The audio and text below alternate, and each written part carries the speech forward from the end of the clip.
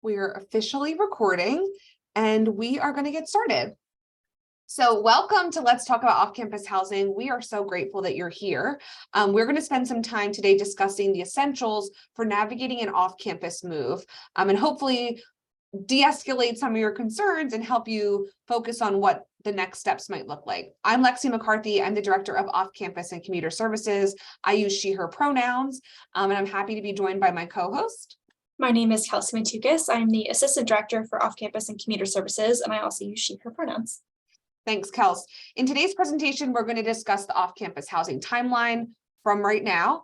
We'll define some off-campus key lease language, and we'll end with a review of the steps for finding and securing off-campus housing. By the end, like I said, we hope you feel prepared to take on this search. If you have questions, please throw them in the chat or the Q&A throughout. We'll address them at the end, but as they come up, throw them in the chat and we'll make sure that we answer them. And like I said, the session is being recorded, so we will be sure to send this out to all of our attendees today. All right. So we always like to start with this statistic that nearly 70% of WCU students live off campus or commute to Westchester. So of these 12,000 students we have caregivers, veterans, students living with their families, maybe with roommates, teammates, friends, colleagues, a lot of different people living off campus here. So when you make the decision to move off campus, you're actually joining a majority of our students, even though sometimes it might not feel like it. We're online right now, you aren't able to see each other, but in person, if we were to gather all in a room, it would be quite a few people. So you were definitely in the majority in that sense here at Westchester. Great. So next, we're going to talk a little bit about a loose timeline about what a typical housing search starting now might look like. So it might be hard to believe, but a lot of our Westchester students signed their leases for the following year during the October or November the year prior. However, there remains plenty of available housing right now, and there's always housing available later in the timeline. It just might not be at the price point or the location that is of interest to you. This presentation will focus on the timeline on the screen here that's in yellow. So we'll talk about starting your search, how to explore the options, conversations to have with our office as you start your search. At this point, we do encourage you to start touring units, considering roommates, and making some decisions. We'll offer some questions that we encourage you to ask your property owners or managers when making these decisions. And finally, later this spring, you might decide to sign a lease, and we'll talk about those resources for reviewing the lease and providing tips for that self-advocacy in that process.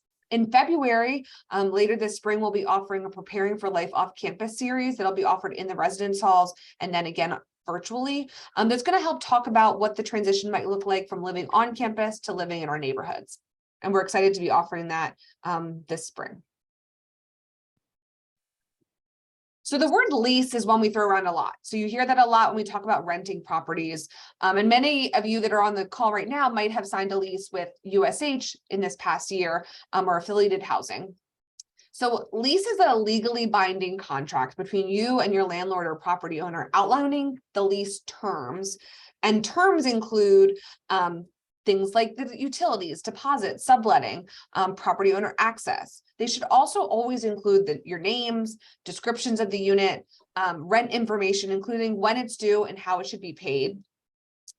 Information about maintenance, repairs, and utilities should also always be included. And you should know what utilities are included with your lease and rent payment, and which ones are separate from the rent payment.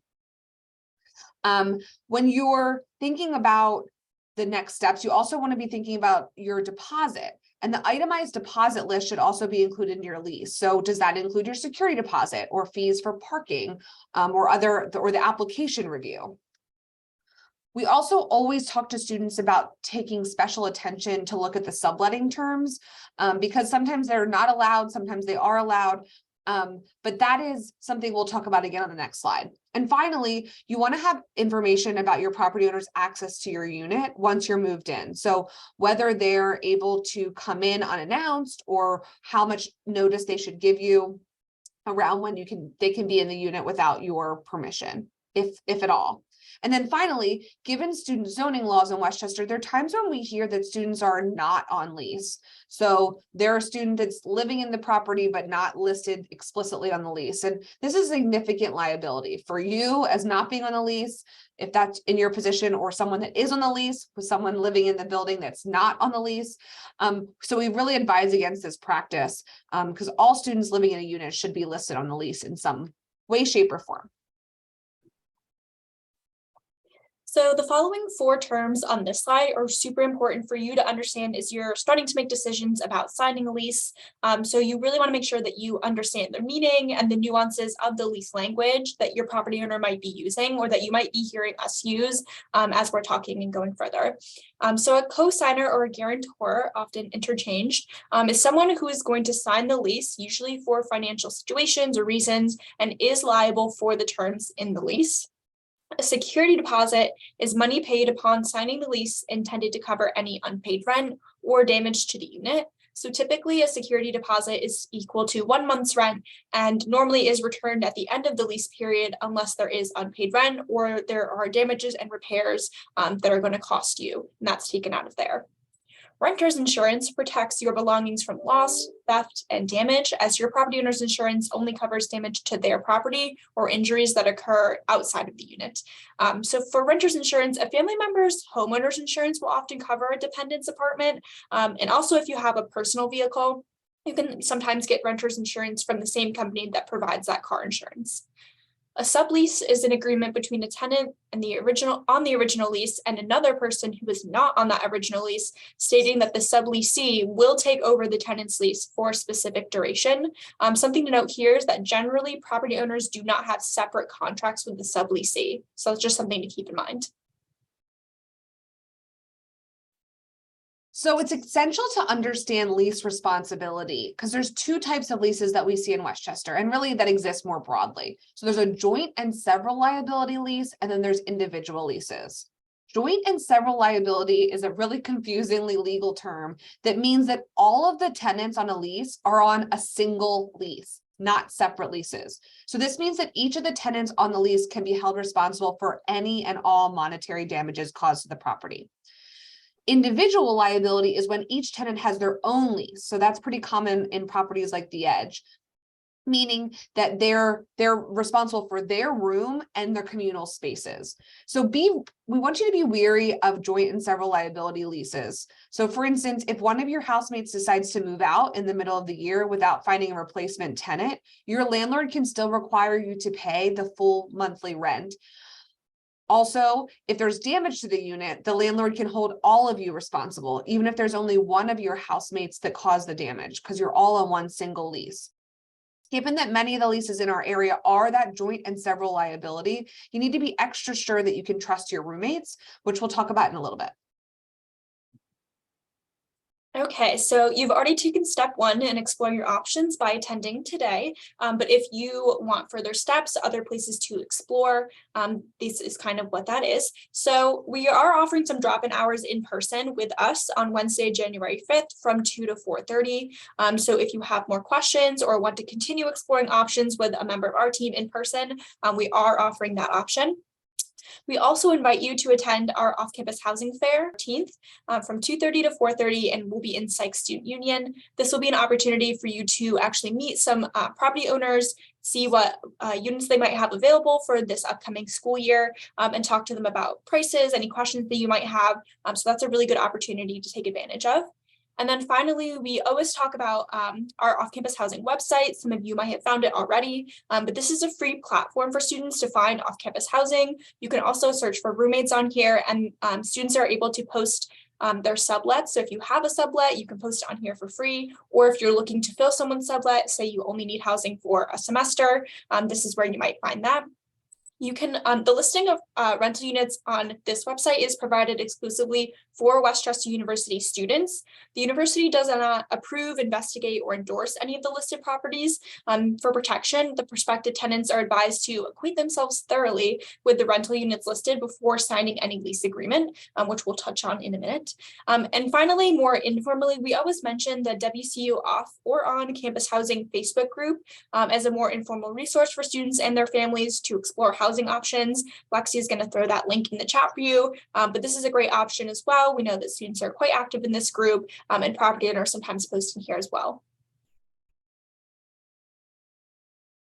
All right, so thank you, Kelsey. Next comes selecting roommates, and that Facebook group might be helpful for that as well. And we really encourage you to spend as much time picking and vetting your roommates as you do selecting a property, because not all friends make great roommates. You need to remember that you're entering a legal and business relationship with these people and expecting them to respect space and pay their share of the monthly rent on time every month. Most problems that we see are social in nature. So you want to be sure to ask yourself some of the questions you see on the screen. So are you confident that they'll be able to pay the rent? Is it someone you trust? Overall, we encourage you to discuss your values, your habits, and compatibility, and make sure you can trust this person or people that can coexist peacefully in the lease term. I will say we have an off-campus roommate agreement on our OCCS website. Filling out this agreement is a really great way to start your roommate experience off on the right foot. Kelsey's going to share that link in the chat. I also will say, let's say there is challenges in your property. We do offer mediation for students, but that's a voluntary process, and that requires that all roommates are willing and able to participate in that conversation. So next comes touring properties. Let's say you've got a unit that you're interested in and you would like to see it in person. You can set up appointments to view units from our off-campus housing website directly, or you can contact the property owners individually as well if you perhaps didn't find them on this website. We do encourage you to visit the actual unit that you're interested in leasing, and to be aware of model units that might have features or updates that your actual unit might not have. So for example, you might tour a wonderful unit that has beautiful hardwood floors, and then you go to move in and you've got carpet, and maybe that's really important to you. So be aware of model units for sure. If possible, you should also consider talking to current tenants and see if they've had any issues with the unit, any appliances, or the property owner themselves. That could be really insightful for you to talk to current folks that are living there.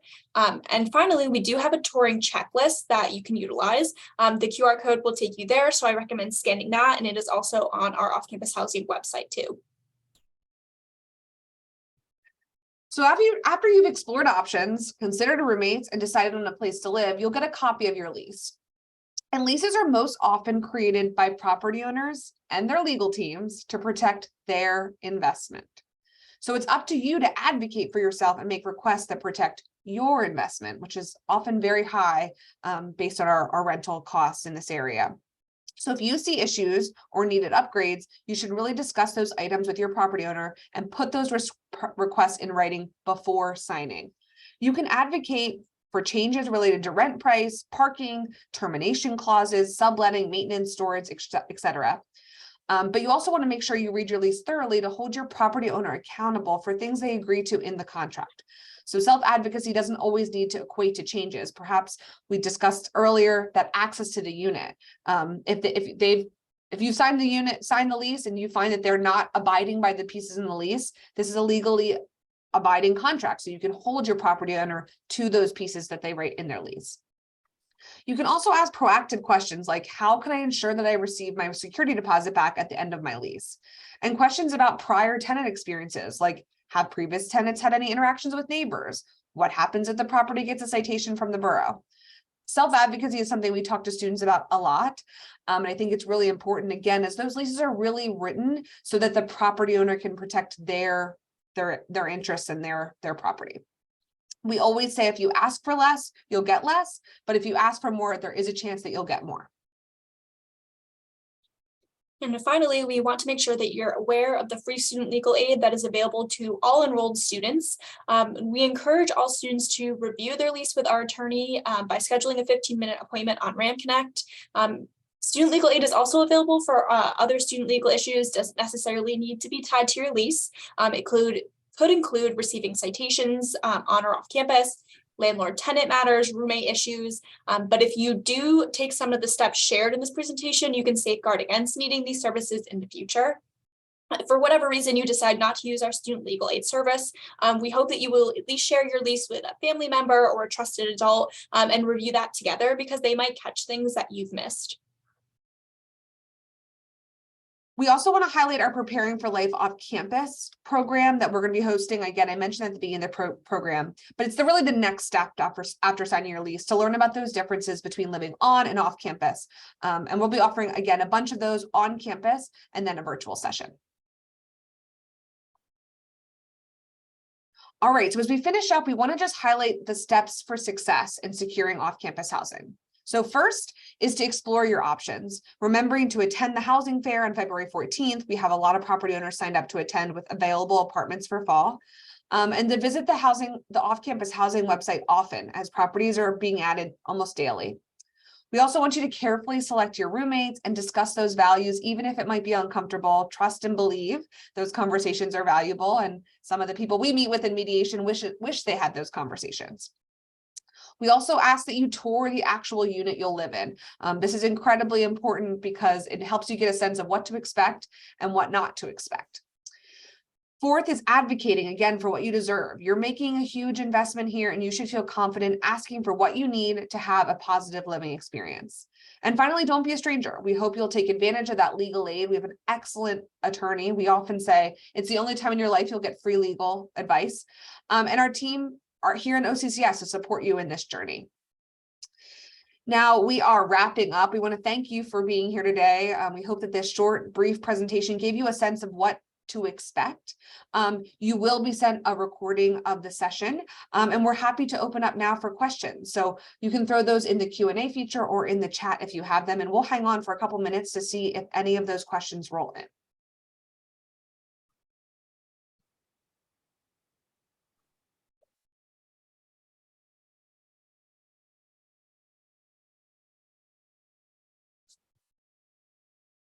Please feel free to throw those questions in. There's no dumb questions. There's no ridiculous questions.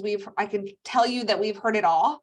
We know that it's a tough rental market right there. We know we have a lot of demand for on-campus housing that's not being met. So we are here to support you and to support your families as you're making this big decision.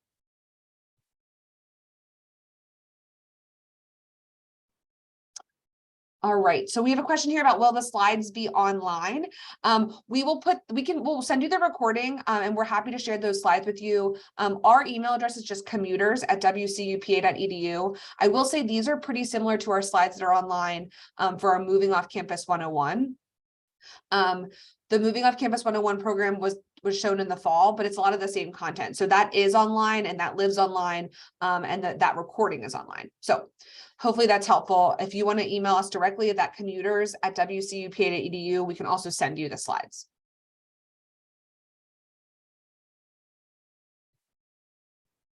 All right.